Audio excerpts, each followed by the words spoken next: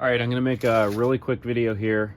Should be simple and to the point on how to properly install and torque down the mono cylinder head from the Yamaha Viper 700.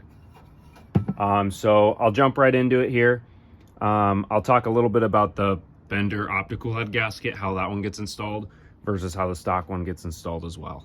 We'll also say that when you are removing the mono head, don't forget to drain your coolant first, because if you don't drain your coolant, you still have all the coolant inside of the head, and it's going to get into your crankcase. So drain the coolant first. There's a little 10 millimeter, that's what it looks like, drain bolt. You can find that down here. If you don't know how to drain the coolant, watch my other video where I talk about how to drain the coolant and then refill it and get all the air bubbles out. Got another video on that. So make sure you drain the coolant first. And when you're taking your head off, I already removed it obviously off this sled, but when you're taking it off, it's basically the reverse of putting it back on. So keep that in mind too. All right, so obviously I have the stock head gasket on right now. If you're using the stock head gasket, make sure you notice the directional arrow on the head gasket. That points towards the front of the sled, so it would go on like this. If you're using the Bender OptiCool head gasket or the Hawk Power Sports Super Cool gasket, this is the Bender Racing one. The Hawk Super Cool and the Bender one are the exact same though. This is how it would get installed. This would be the front of the sled, or the exhaust side. This would be the reed side. And notice on the PTO cylinder, it has a larger coolant opening for the coolant passageway. So it would be installed like this for the Bender OptiCool and the Hawk Super Cool. Oops, sorry. It'd be like that. So it does need to be installed like this. Don't do it backwards. Make sure you have these large openings towards the front right next to the power valves. If you are not running triple pipes on a sled, I'm not running triple pipes on this one. This has a completely stock exhaust. You do not need the Bender OptiCool or the aftermarket head gasket. The stock head gasket is going to work just fine. If you want to know more about that, I have a different video talking just about the mono head, triple pipes, and the cooling requirements for the aftermarket head mod. So, recap. If you do not have triple pipes on your sled, this is not necessary. This sled doesn't have triple pipes on it, so I am going to use the stock head gasket. So I found that directional arrow, and it's going on like this. Okay. The head. This is a bone stock head. It's OEM. I'm going to go ahead and set that on. Okay. And then we'll talk about the bolts here. So I've got all the bolts laid out here on my seat for you. You should have 18 head bolts total. There are 6 bolts that are longer than the rest. And these 6 bolts need to be installed in line with the crank. They're not that much longer, but they are longer. So I'll show you where those would go. So these are the longer bolts, and this is where they would go. Like I said, in line with the crank. Each bolt has a copper washer on that, so make sure you're not missing that. And so these were the 6 longer bolts, and that's how they would be installed on the head. All the other bolts are the same length, the shorter ones. They can be installed everywhere else.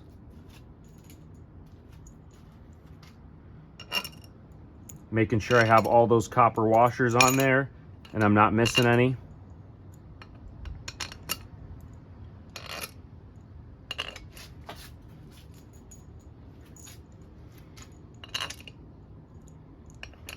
And then after we get this bolted down, don't forget to add your coolant, obviously.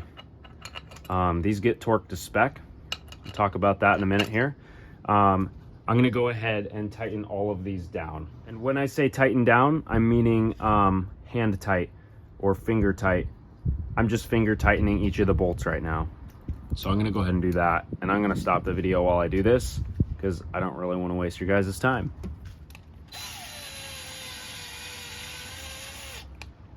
Take note that I'm not using an impact on this. I'm using just a drill with an attachment.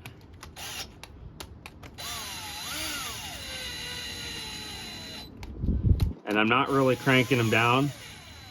I'm just going until where they would be finger tight.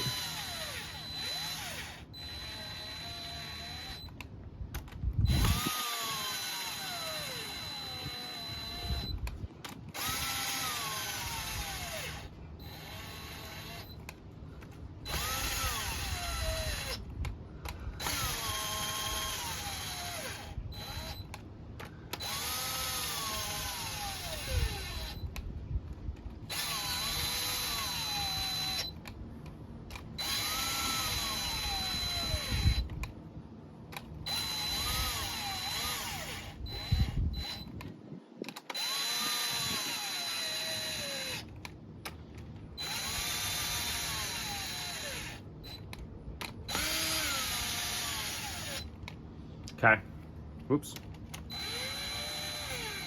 Okay, if there is a torque diagram that I can show you here, this is what that looks like. So I suppose if you want to do that first step where you're finger tightening them all down in this sequence, you could go ahead and do that. I probably should have done that, but it's really not going to make a difference because I didn't put these super tight. I mean, I could probably loosen these with my fingers. So, I mean, they're all still really loose. This is from the service manual. Notice the sequence, 1, 2, 3, 4, 5, 6. So it's having you torque down the middle cylinder first, and so forth. You're going to tighten them. They're a 12 millimeter.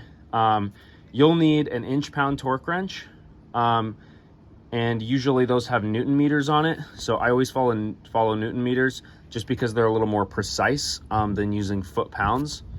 So I have a small, like a micro torque wrench that I'll be using on this, and I can show you which torque wrench I'm using for it. But the first step is just to tighten all the nuts 1 through 18 in the sequence to 13 Newton meters. And then after you do it once, you're gonna go back and restart the sequence and tighten them down to 28 Newton meters. And you're doing that in the sequence, starting with the middle cylinder, going around, and then it has you move on to the PTO side cylinder, and then it has you do the mag side cylinder last. And this is from the 2003 Viper service manual. All right, so this is the torque wrench that I'm using. It is the Harbor Freight Icon brand. I can't really afford the Snap-on, but I've always been really impressed with Harbor Freight's Icon line. So I actually just got this, so I still have the box, so I figured I'd show it to you. And I got this because I had to do some bolts last week on one of my dirt bikes, but it worked really well, and I was actually really impressed by it. It's a 90 tooth. You guys can look this up. The important part is that it has our range on here in Newton meters, and then it's also a 3/8 drive, which works really well for these sleds. You can see on this side it has inch pounds. This side is in Newton meters, and it goes all the way down to 5.1 Newton meters, which is in our torque range. So this little Icon wrench is perfect for this. I've got my 12 millimeter attachment socket on it. So we'll go ahead and torque these down according to the sequence. So I'm gonna keep this piece of paper here, sorry. Got my tripod all caught up here on something. I'm gonna keep my torque sequence here handy. So the first one it wants to have us torque down to is this one.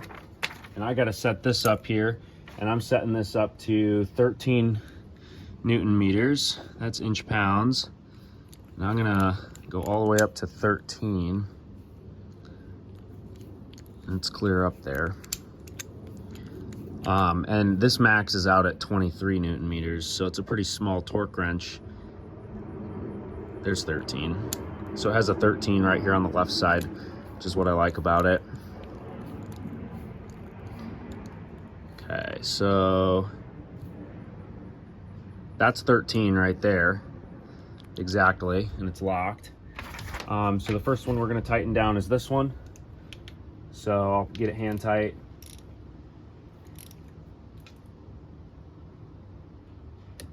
There, it clicked. Then we go over to this one for the second one. And then the third one is right here that it wants us to do. There's that one. 4 is here.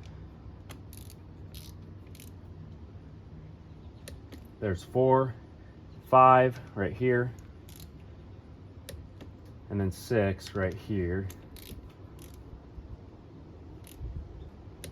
And then it wants us to move over to the PTO side. And 7 is here. So notice on every cylinder, it's having you bolt down the ones on the crank first. Here's number 8. So it's having us torque down the longer bolts first. Number 9 is here.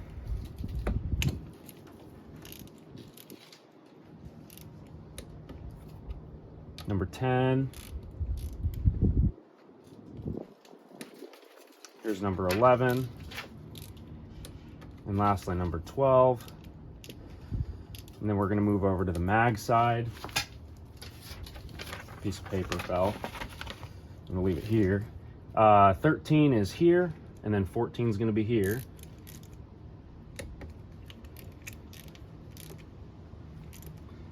'15 is here.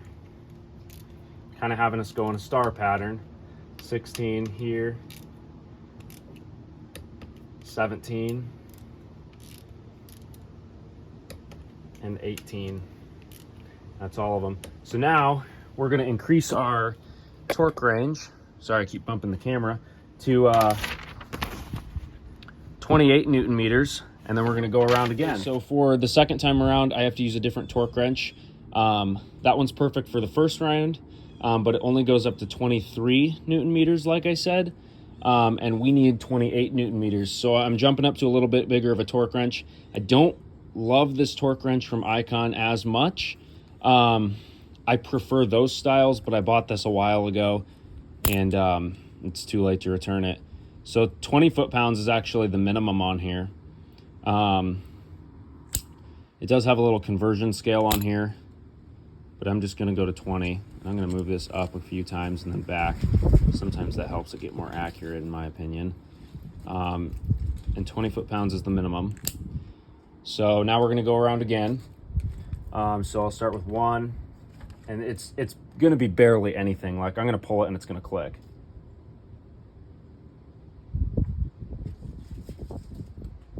Should click.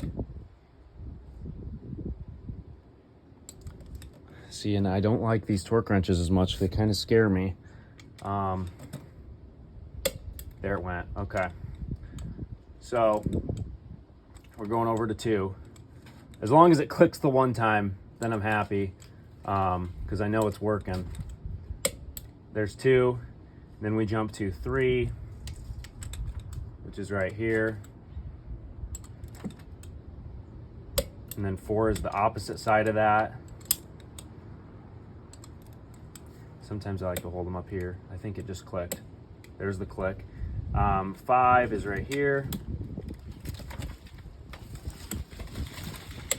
There, it clicked. And then 6 is up here. And there it clicked. And it's just giving it barely anything. 7 is here.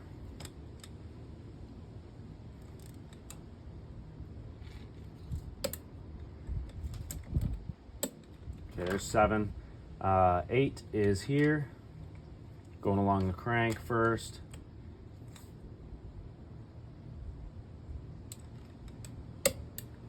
There's 8.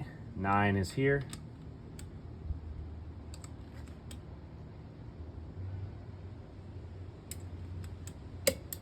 10.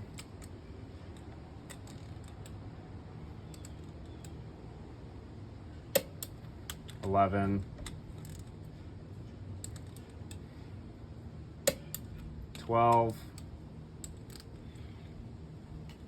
Jumping over to the mag, this is 13.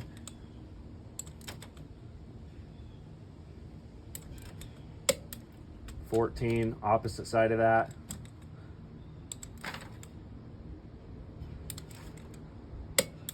15,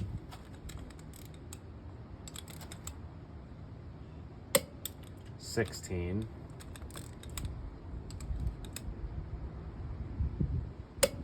17,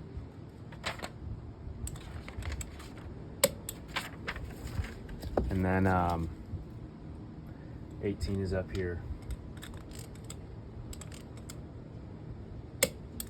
So it clicked. That's how you properly torque down the head. Don't forget to install your coolant drain bolt, that little 10 millimeter that goes under the exhaust manifold kind of down here. And don't forget to fill your coolant back up. But that is how you properly torque down the head. If you want, I have a picture of the Bender optical head gasket. I have a book here. There's the instructions for the Bender optical head gasket. You can see they have them torque it down to 20 foot-pounds, but it doesn't talk about the sequence in here. It also doesn't talk about doing it one time at 13 Newton meters. On the other side of this, I have, here's what the optical versus the stock head gasket page looks like. And that's just stuff that I found online that I rewrote. So I hope this video helps. Seems to be a little confusion every once in a while about how to torque these heads down properly. So have a good day.